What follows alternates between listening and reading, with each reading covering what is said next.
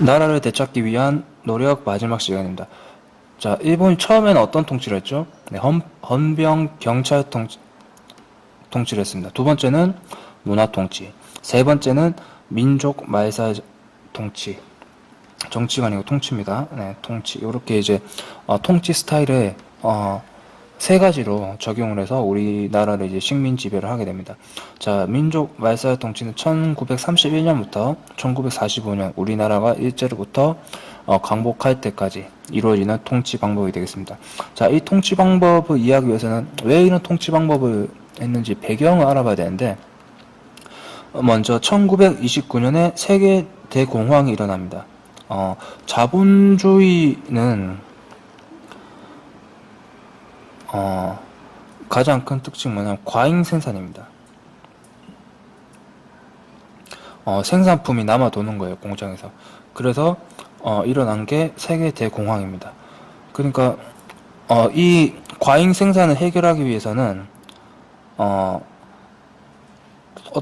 해결 방법 중에 하나가 바로 전쟁이거든요. 전쟁을 하면 많은 물자가 필요하죠. 그래서 이런 과잉 생산을 해결할 수가 있습니다. 그래서 일본 같은 경우에는 만주사변을 일으키고요. 그 다음에 독일 같은 경우에는 힘을 키워서 세계 2차 대전을 일으키게 됩니다. 이렇게 해서 그런 다음에 이제 일본 같은 경우에는 태평양 전쟁, 미국한테도 시비를 걸어가지고 미국은 이때까지 2차 대전에 참전 안 했었거든요. 근데 일본이 진주만 영화도 있습니다. 진주만에 기습을 하면서 미국이 2차 대전에 참전하게 되는 그런 계기가 됩니다. 태평양 전쟁을 일으키게 됩니다. 왜 그럼 일본이 미국을 건드렸냐면, 미국이 그 일본으로 들어가는 뭐 석유라든지 각종 자원의 그런 경로를 다 막았습니다. 일본이 석유 수입을 못하게 막았습니다. 전쟁할 때 기름이 엄청 중요하죠. 그러니까 일본 같은 경우에는 미국을 공격을 할 수밖에 없었어요. 여튼 그래서 태평양 전쟁 1941년부터 45년까지 일본이 이제 항복할 때까지 일어났습니다. 그런 다음에 또 이제 만주사변 이후에 중국과 일본이 또 중일 전쟁이 발생을 하게 됩니다. 자, 이렇게 전 세계가 전쟁의 소용돌이에 빠져들었습니다. 많은 물자와 자원이 필요하겠죠. 일제 같은 경우에는 제국주의 국가 중에서도 가장 가난한 국가입니다. 그러니까 우리 조선으로부터 많은 인적, 물적 자원들을 약탈을 하게 됩니다. 그래서 한반도 병참 기지화 정책이라고 해서 우리나라 젊은이들을 강제로 징병하고 또 강제로 이제 징용해서 그 광산이라든지 그런데 이제 일을 시킵니다. 징병은 이제 군인으로 가는 것이고요. 징용은 일하러 가는 겁니다. 그리고 각종 자원과 식량을 약탈해 갑니다.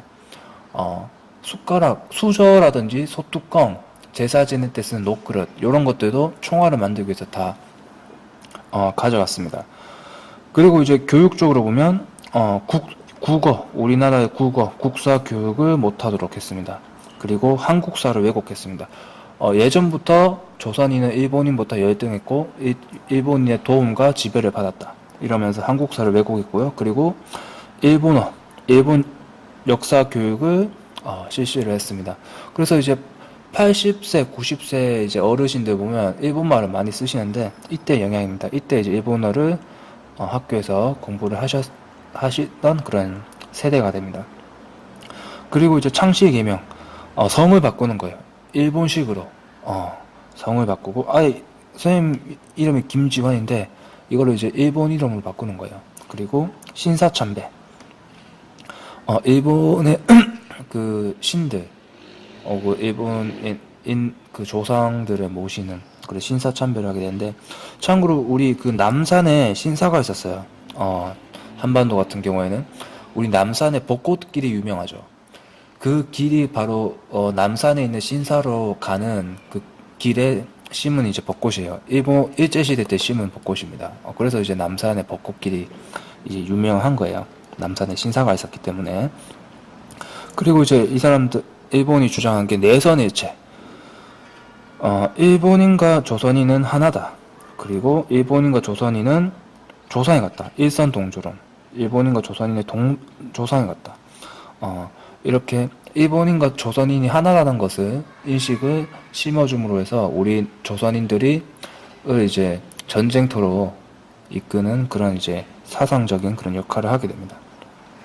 이렇게 해서 우리 민족의 정신 말살하고 그리고 우리 민족을 전쟁의 도구로서 이용하는 그 통치 스타일이 민족 말살 정치가 되겠습니다.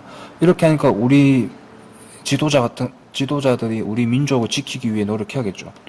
그래서 우리 민족의 정신을 지키기 위해 조선어학회에서는 지금 쓰는 우리말을 정리를 합니다. 조선어학회에서 정리를 한 게 지금 우리 쓰는 체계를 이제 우리가 쓰는 그 한글 체계를 이때 이제 정립을 하게 돼요. 조선학교에서. 그리고 이제 한국사학 연구. 학교에서 한국 역사를 배울 수가 없습니다. 그러니까 각종 위인전이라든지 이런 한국사, 한국사 연구를 하게 됩니다. 박은식 선생님이 한국 동사라든지 신채호 선생님이 각종 위인전을 이제 편찬해 내므로써 한국사 연구에도 이제 상당한 발전이 이루어지고요. 그리고 이제 문학에서 뭐 윤동주, 이육사 이런 분들이 일제에 저항하는 그리고 개인적인 그런 일제 시대를 살아가면서 그런 번뇌, 고민을 담아내는 그런 각종 문학 작품들이 이 당시에 또 이제 쏟아지게 됩니다.